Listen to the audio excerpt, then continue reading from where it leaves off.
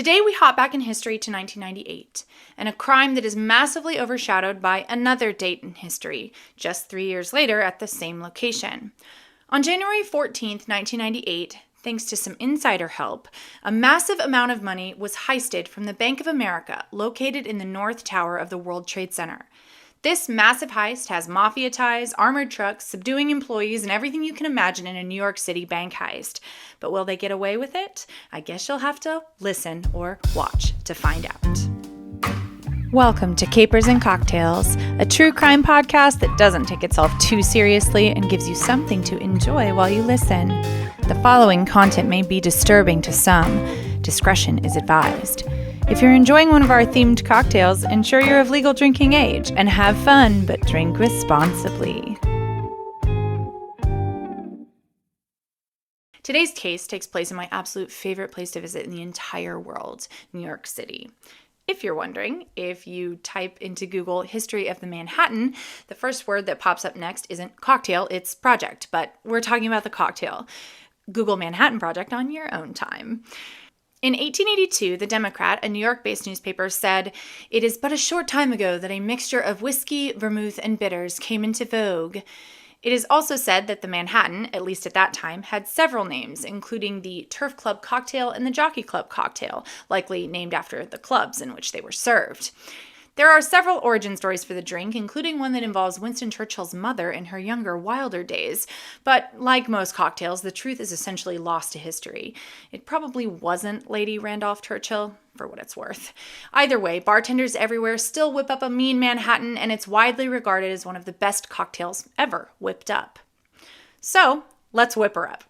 For the cocktail, you'll need whiskey. Some say it has to be American rye whiskey, but I'm not that particular. Vermouth and bitters. Don't forget the cherry for a garnish. And for a mocktail, you'll need spiritless whiskey, some grape juice or grape cider, and bitters. And yes, of course, the cherry. For the cocktail, we'll take 2 parts whiskey, 1 part vermouth, 2 to 3 dashes of bitters, and put them into a shaker with ice. We'll stir it. Shaken makes it foamy. We don't want that. And strain it out. We'll garnish with a cherry and drink her up. For the mocktail, we'll take 2 parts of this non-alcoholic whiskey, 1 part grape juice, and also 3 to 4 dashes of bitters. Now, bitters does have an alcohol content, but because we're using so little of it, it's considered non-alcoholic at this point. You can omit the bitters if you are very strict about not drinking alcohol. You're going to stir this up in your shaker. Shaken makes it foamy. Strain it out, garnish with a cherry, and drink her up. At 8:30 a.m. on the morning of January 14th, 1988, a Brinks truck pulled up to the World Trade Center's North Tower, World Trade Center 1. 2 guards were beginning their normal duties of unloading the money they were delivering to the Bank of America Corporate Currency Exchange Center on the 11th floor through a non-public freight elevator.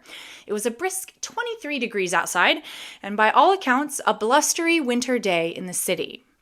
But it would not be a typical day.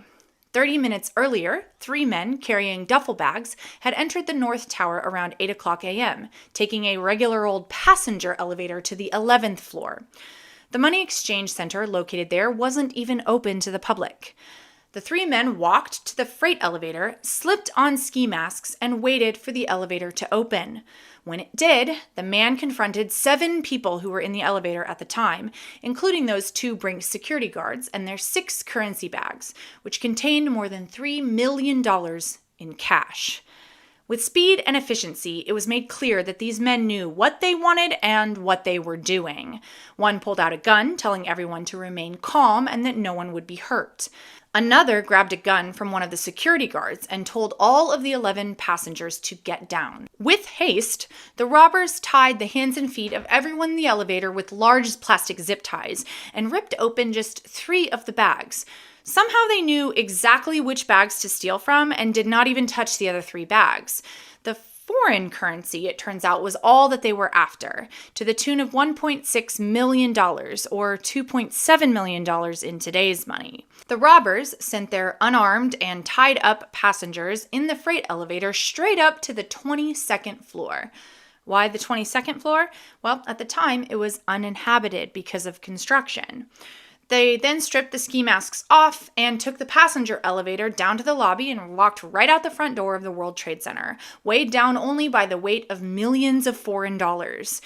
In less than 15 minutes, these three men had committed one of the largest bank robberies in world history, and not one person was hurt. One of the security guards managed to break the plastic ties around his ankles and went to get the help for fellow victims in the elevator. The incident quickly became a source of embarrassment for the Port Authority of New York and New Jersey, who had already tightened security at the complex in response to the terrorist bombing on February 26, 1993, which killed 6 people and injured more than 1,000. At the time of the burglary, Mark Hatfield, a spokesman for the Port Authority, said that this is the most secure office building in Manhattan. I think maybe the 7 people tied up with zip ties and shot to the 22nd floor in the office elevator might disagree with you a bit. Just a bit, Mark. The robbers had managed to thwart authorities, however, in some interesting ways. It was clear that though security was tight in the building, the robbers had clear knowledge of the security guards' routines, and they were able to circumvent some of the tight security in the building, including one portion where people entering the elevator had to show identification. The burglars may have flashed fake IDs, and that piece of security evidently was not the biggest failsafe to begin with, at least according to Scott Waldman, a lawyer who worked in the complex, who said, "I'm not shocked that this happened because there are plenty of days when you can wave an ID in front of them and they just let you in. Often they are talking to each other and don't even look. You can give them anything." Whoops. The robbers also managed to blend in with people coming into and out of the World Trade Center as evidenced in security camera footage, and they were caught on film by half a dozen security cameras as they entered and left the building. Immediately, Louis Chirillo, the acting director of the Federal Bureau of Investigation's New York office, said police were offering a whopping $1,000 reward for the arrest and capture of the robbers, but Brinks added its own $25,000, so I guess it's slightly better. It became clear pretty quickly, and I mean immediately, that this was not an ordinary robbery. This, my friends, was an inside job.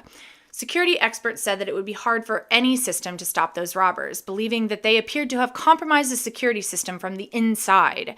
The knowledge of the routines of the security guards and the level of obstacles they had to overcome led authorities to quickly ascertain that they had had help. However, due in large part to the burglars being caught full face on videotape on their way out of the World Trade Center, 2 suspects were arrested the very next day, on January 15th, 1998. Not quite the perfect time. They took their ski masks off just a second too soon. As pictures of the men were being broadcast on television newscasts across the boroughs, at least 2 suspects headed back to their old haunts in the Windsor Terrace section of Brooklyn after stashing the bulk of the money on their way back. Who knows where. Dozens of Windsor Terrace residents called police, giving detailed information about the men they recognized from the security footage.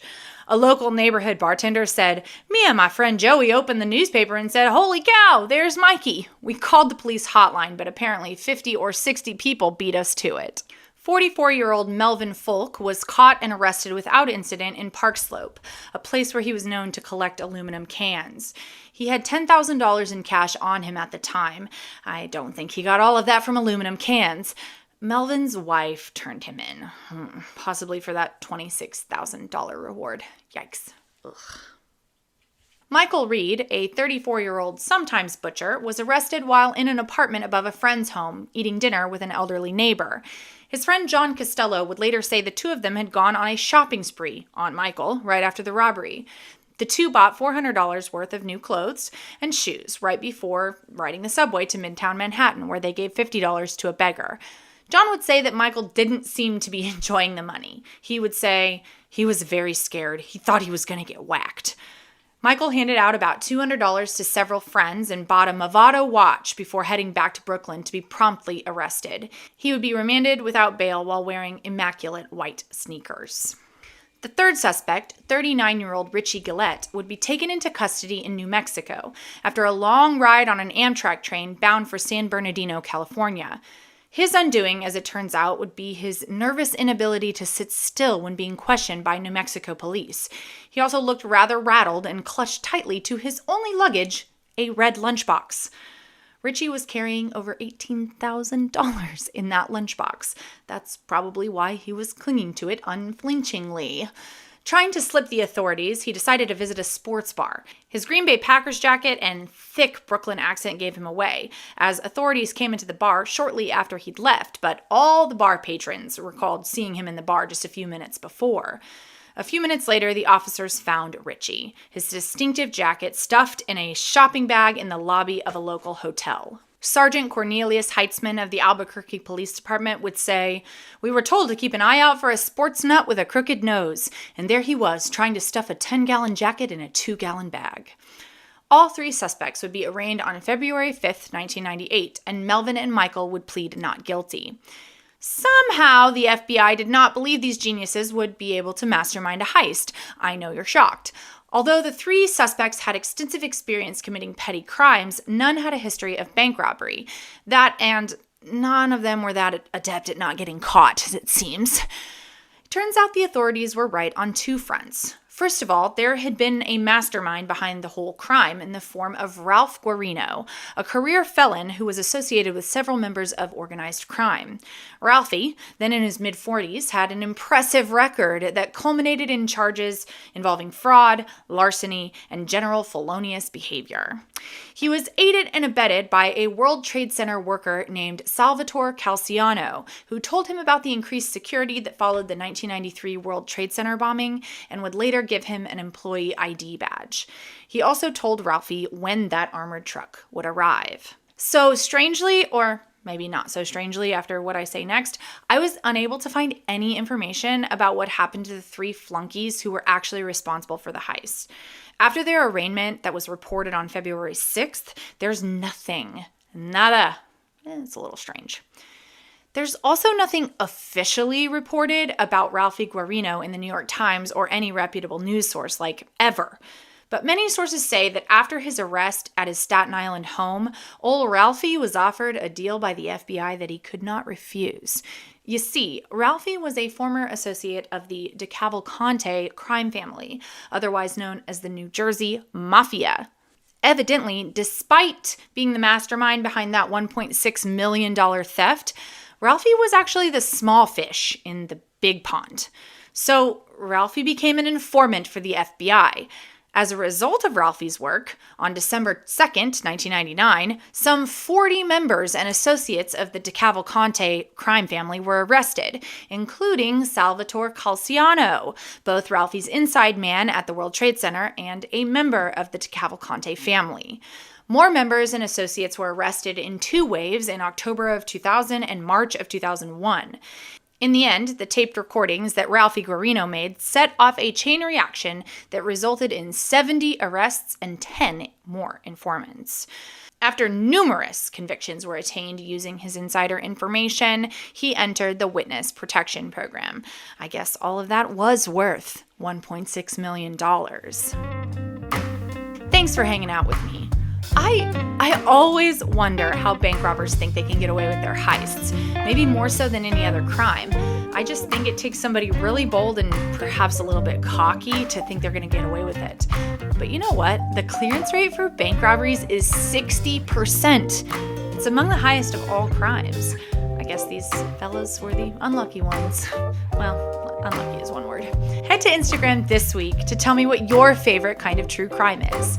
Remember, 3rd Tuesday of the month is a skipped upload, so in 2 weeks, our mocktail needs more of that rum syrup that you may or may not have bought in January, so be sure to head to the description box for the ingredients if you're slurping drinks while you listen. And why aren't you doing that if you're not? Come on, people, that's half the title of this podcast. I'll see you in 2 weeks, and remember, there's always alternatives to robbing a bank.